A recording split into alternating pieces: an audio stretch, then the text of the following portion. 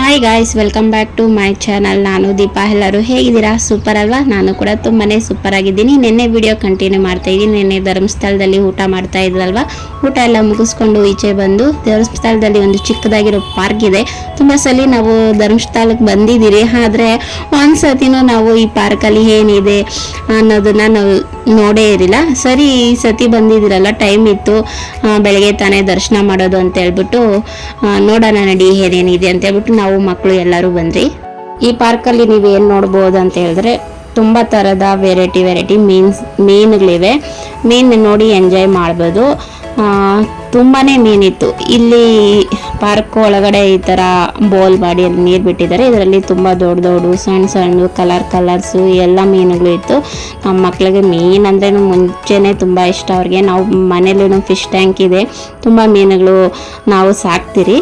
ಅದಕ್ಕೋಸ್ಕರ ಅವರು ನೋಡಿ ಎಂಜಾಯ್ ಮಾಡ್ತಾಯಿದ್ರಿ. ನೋಡಿ ಮಮ್ಮಿ ಇದು ಯಾವ ಥರ ಇದೆ, ಈ ಮೀನು ಅದು ಆ ಮೀನು ಅಂತ. ಪಾರ್ಕಲ್ಲಿ ಒಂದು ಹಾಫ್ ಆನ್ ಅವರ್ ಇದ್ದು ಚೆನ್ನಾಗಿ ಎಂಜಾಯ್ ಮಾಡಿದ್ವಿ. ಹಾಗೆ ಇಲ್ಲಿ ಮೀನು ಹೆಸರು ಮತ್ತು ಎಷ್ಟು ವರ್ಷ ಇದು ಬದುಕ್ತೈತೆ, ಎಷ್ಟು ಉದ್ದ ಐತೆ, ಇದ್ರ ಹೆಸರೇನು, ಇದ್ರ ಜಾತಿ ಏನು ಅನ್ನೋದನ್ನೆಲ್ಲ ಇಲ್ಲಿ ಮೆನ್ಷನ್ ಮಾಡಿ ಇಲ್ಲೊಂಥರ ಝೂ ಥರ ಇಟ್ಟಿದ್ದಾರೆ.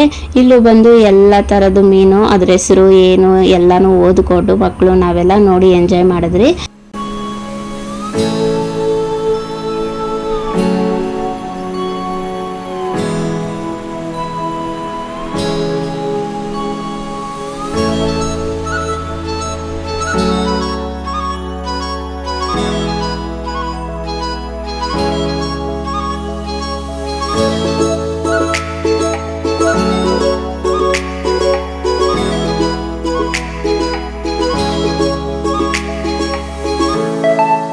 ಪಾರ್ಕಿಂದ ಹೊಳೆ ಹತ್ರ ಬಂದು ಹೊಳೆ ಹತ್ರ ನೀರಲ್ಲಿ ಸ್ವಲ್ಪ ಹೊತ್ತು ಎಂಜಾಯ್ ಮಾಡೋಣ ಅಂತ ನನ್ನ ಮಕ್ಕಳಂತೂ ಇಬ್ರು ರೂಮಿಂದನೇ ಬಟ್ಟೆ ಎತ್ಕೊಂಡ್ ಬಂದಿದ್ರು.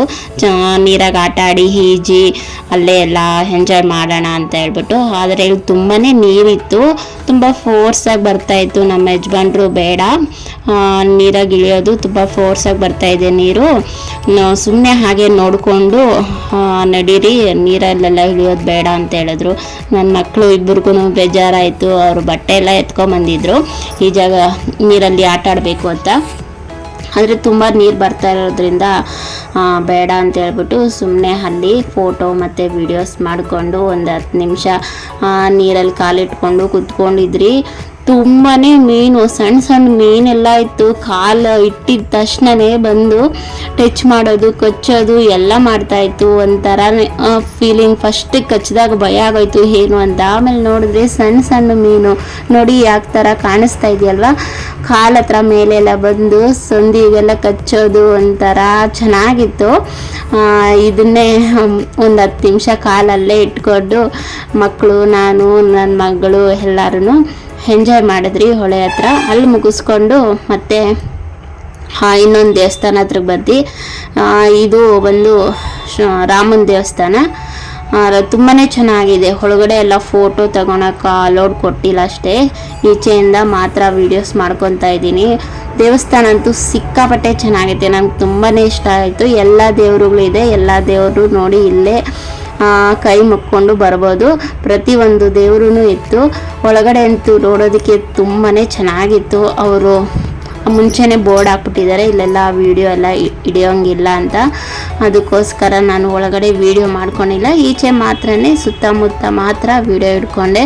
ದೇವಸ್ಥಾನ ಅಂತೂ ತುಂಬಾ ಚೆನ್ನಾಗಿದೆ. ನೀವು ಯಾವಾಗಾದರೂ ಧರ್ಮಸ್ಥಳಕ್ಕೆ ಬಂದರೆ ಒಂದು ಸತಿ ಇಲ್ಲಿ ಬಂದು ದೇವ್ರ ದರ್ಶನ ಮಾಡ್ಕೊಂಡೋಗಿ. ರಾಮನ ದೇವಸ್ಥಾನ, ರಾಮನು ಲಕ್ಷ್ಮಣ ಸೀತಮ್ಮ ಇದ್ದಾರೆ, 3 ದೇವರು ಮತ್ತು ಎಲ್ಲ ದೇವರುಗಳು ಇದ್ದಾರೆ.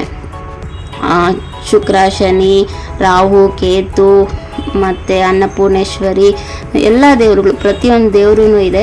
ಸಾಯಿಬಾಬಾ ಮತ್ತು ಎಲ್ಲನೂ ತುಂಬಾ ಚೆನ್ನಾಗಿತ್ತು. ಮಂಗಳಾರತಿ ಎಲ್ಲ ಇಸ್ಕೊಂಡು ದೇವ್ರಿಗೆ ಕೈಯೆಲ್ಲ ಮೊಕ್ಕಿ ಮತ್ತು ನಾವು ಈಚೆ ಕಡೆ ಬಂದ್ರಿ. ಒಳಗಡೆ ವಿಡಿಯೋ ಮಾಡ್ಕೊಳಕ್ಕಾಗಿಲ್ಲ, ಆದರೆ ನೋಡೋದಕ್ಕಂತೂ ತುಂಬಾ ಚೆನ್ನಾಗಿತ್ತು. ಕೆಲವರು ಬಂದವರೆಲ್ಲ ನೋಡಿದ್ದೀರ. ಬಂದಾಗ ಒಂದು ಸತಿ ಹೋಗಿ ದೇವ್ರ ದರ್ಶನ ಮಾಡಿ.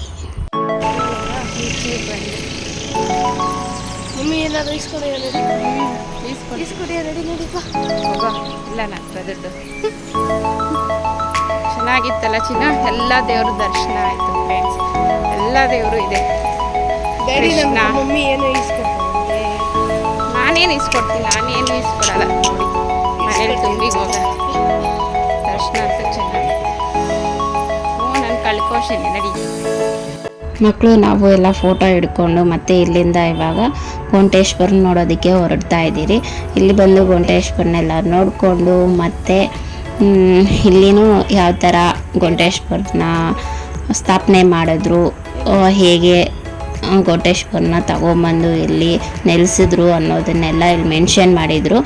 ಇದನ್ನೆಲ್ಲ ನೋಡಿಕೊಂಡು ಓದ್ಕೊಂಡು ಎಲ್ಲಿಂದ ಸ್ಟಾರ್ಟ್ ಆಯಿತು, ಯಾರ್ಯಾರು ಮಾಡಿದ್ರು, ಹೇಗೆ ಏನರಲ್ಲಿ ಎತ್ಕೊಂಬಂದರು, ಹೇಗೆ ಸ್ಥಾಪನೆ ಮಾಡಿದ್ರು ಅನ್ನೋದನ್ನೆಲ್ಲ ಇಲ್ಲಿ ಮೆನ್ಷನ್ ಮಾಡಿದ್ದಾರೆ. ಯಾರ್ಯಾರಿದ್ರು ಅನ್ನೋದನ್ನೆಲ್ಲ ಅವ್ರ ಹೆಸರೆಲ್ಲ ಹಾಕಿದ್ರು.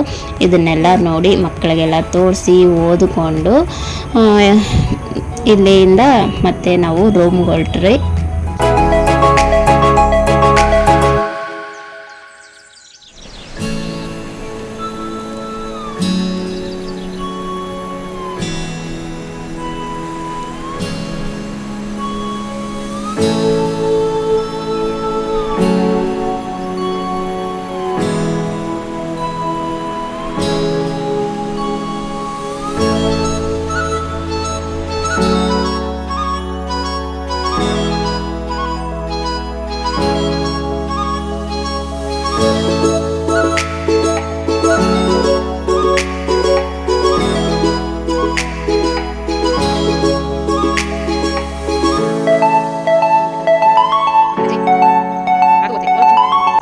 ಗೋಂಟೇಶ್ವರನೆಲ್ಲ ನೋಡಿಕೊಂಡು ಮತ್ತೆ ವಾಪಸ್ ಹೋಗ್ತಾ ಇದ್ದೀರಿ. ನಾವು ಕಾರಲ್ಲಿ ಬಂದಿದ್ದು, ಪ್ರತಿ ಸತಿ ಬಂದಾಗೂ ಕಾರಾಗಿ ಡೈರೆಕ್ಟ್ ಬಂದು ಮೇಲೆ ನೋಡ್ತಾ ಇದ್ದೆ. ನಾನು ಮೆಟ್ಲು ಎಕ್ಕೂ ಇಲ್ಲ ಇಳಿದು ಇಲ್ಲ. ಈ ಸತಿ ನಾನು ಇಳ್ಕೊಂಡು ಬರ್ತೀನಿ, ನೀನು ಕಾರ್ ಎತ್ಕೊಂಡು ಕೆಳಗಡೆ ಬಾ ಅಂತ ನಮ್ಮ ಯಜಮಾನ್ರು ಕೇಳಿದ್ರಿ.